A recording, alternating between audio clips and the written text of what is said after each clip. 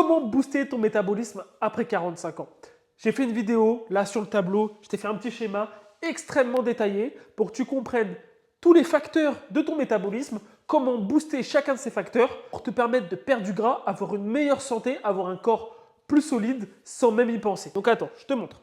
Donc là, sur le schéma que je t'ai mis, c'est ce que représente ta dépense énergétique et ce que les gens appellent le métabolisme, d'accord? Mais le vrai métabolisme, c'est seulement cette partie-là qui est à droite, d'accord? Donc à droite du tableau.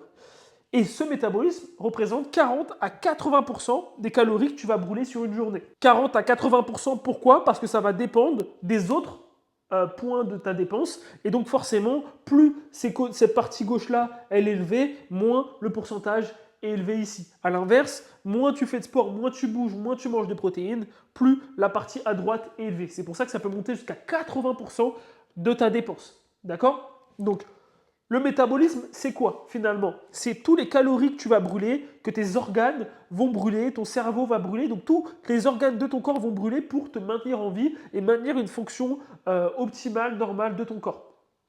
Qu'est-ce qui peut venir perturber ton métabolisme? Tout ce qui sont les perturbateurs endocriniens, donc cigarettes, moyens de contraception, etc., etc., etc. Tout le stress, tout ce qui va venir perturber le fonctionnement général de ton corps, ça peut avoir un impact sur ton métabolisme, mais aussi la perte de masse musculaire liée à l'âge, notamment la sarcopénie, qui va te faire perdre des pourcentages de masse musculaire chaque année, chaque décennie, et donc forcément, si tu ne fais pas ce qu'il faut de l'autre côté, ton métabolisme va s'en voir réduit. De l'autre côté, on a le NEAT, c'est toutes les activités qui ne sont pas considérées comme l'exercice. Finalement, c'est tout le mouvement que tu vas faire dans une journée. Là, par exemple, je suis debout en train de bouger mes mains, ça va dans cette catégorie-là. Et donc, ça peut représenter 10 à 30% de ta dépense sur ta journée. C'est conséquent, c'est énorme. Comme j'ai dit, ça représente tous les mouvements du quotidien, mais ça représente aussi la marche que tu peux faire au quotidien. Et c'est pour ça que des fois, tu vas entendre certaines personnes te dire qu'il faut viser un nombre de pas, 10 000 pas, 8 000 pas par jour, etc. Parce que ça rentre dans cette catégorie. Et donc, couplé avec un métabolisme performant, ça peut être un vrai combo gagnant. D'accord?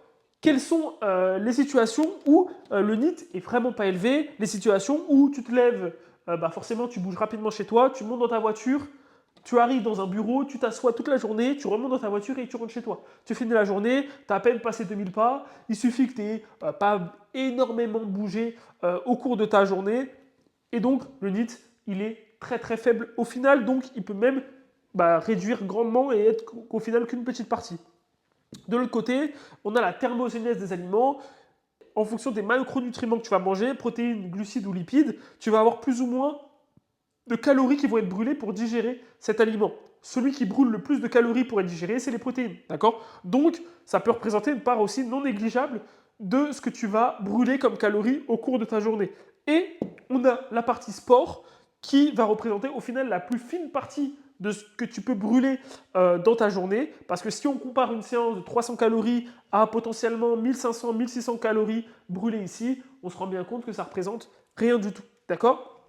Et donc, dans quel cas, comme j'ai dit, le camembert, il est vraiment élevé au niveau métabolisme? C'est dans le cas où tu ne manges pas de protéines, tu ne fais pas de sport et tu ne bouges pas beaucoup. Et donc, c'est là où toute est l'importance d'avoir un métabolisme performant. Mais là où c'est un peu tricky, c'est que pour avoir un métabolisme performant, il faut au minimum faire du renforcement ici et manger des protéines. Donc, au final, il ne faut pas être dans le cas où le camembert représente 80% de ta dépense. Si ton métabolisme de base représente 80% de ta dépense calorique, je peux déjà te dire que ta perte de gras va être extrêmement difficile, extrêmement périlleuse, extrêmement frustrante et il y aura beaucoup de restrictions nécessaires parce que tu ne pourras pas t'en sortir. Et donc extrêmement de restrictions pour en plus pas beaucoup de gras, de kilos perdus semaine après semaine. Parce que forcément, ta marge de manœuvre sera plus courte, d'accord, sera plus restreinte.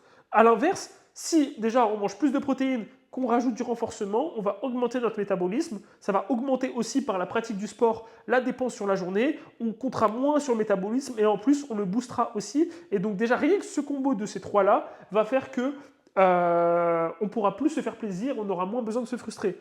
Si on rajoute à ça une dépense générale, on essaye d'être debout quand on peut, on essaye de bouger comme moi les mains, d'être actif, d'être dans le mouvement constamment, là, oui, on aura un vrai métabolisme boosté, on aura un vrai corps, une vraie machine fonctionnelle à brûler des calories. Et c'est comme ça que tu vas retrouver dans ces situations où il y a des personnes qui vont être plus maigres que toi, plus fit que toi, et pourtant qui mangent peut-être 2 fois, 1 fois et demie, 2 fois plus de calories que toi. Mais tout simplement parce que ces personnes ont plus de muscles que toi, ont moins de perturbateurs endocriniens au quotidien, font plus de sport que toi, mangent plus de protéines que toi et bougent plus que toi. Et donc c'est ça qui fait que ces personnes-là peuvent se permettre de manger plus que toi, se faire plus plaisir au restaurant, quand ils sont en vacances, manger, je sais pas, des viennoiseries, des pâtisseries, quand ça leur chante, tout simplement parce qu'ils ont une vraie machine à brûler des calories qui est leur corps au quotidien. Ok?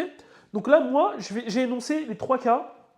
Là, ici, je t'ai noté les 3 cas qu'on retrouve le plus souvent et les raisons pour lesquelles, comme j'ai dit, j'ai déjà résumé plus ou moins, mais les raisons pour lesquelles tu ne perds pas ton gras et que tu as du mal à avoir un corps performant, un corps solide. Le premier cas qui va être finalement le plus compliqué et là où se retrouve finalement la majorité des personnes qui ne font pas le nécessaire, c'est pas assez de sport, pas assez de protéines, pas assez de mouvement, du coup, pas de muscles, trop de perturbateurs endocriniens, donc des hormones qui fonctionnent moins bien et du coup, difficile d'être en déficit calorique. D'accord? Donc dans ce cas-là, il faudra tout augmenter. Plus de sport et notamment du renfort, plus de protéines, plus de mouvements, plus de muscles.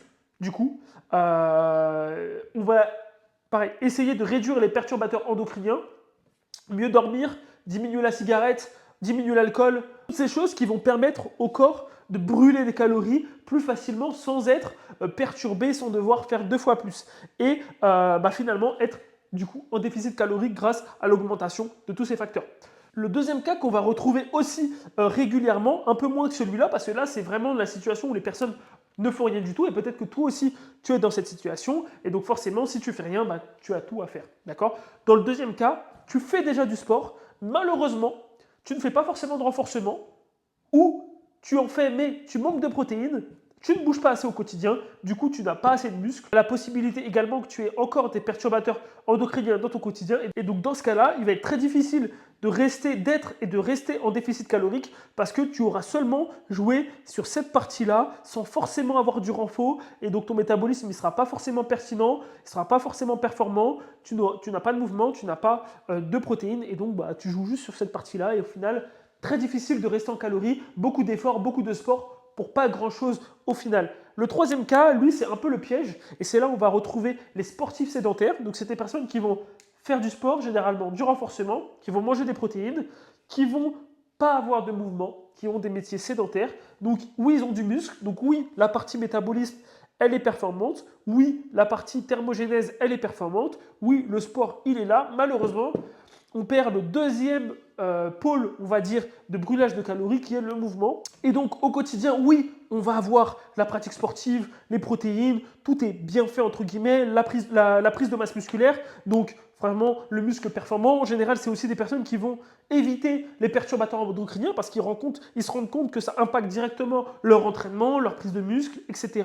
Malheureusement, ils n'ont pas de mouvement, ils ne bougent pas assez, ils sont aux alentours, comme je l'ai dit juste avant, des 3000, 2000, 3000, allez maximum 4000 pas par jour. Et donc, le déficit calorique, il est très difficile à tenir, ou en tout cas, il va avoir beaucoup de frustration, parce que si on priorise les protéines, qu'on priorise assez de lipides, eh ben, on va se retrouver avec une petite marge de glucides, et donc, ce sera le choix entre glucides plaisir, glucides sains, lequel je prends, etc., etc., etc.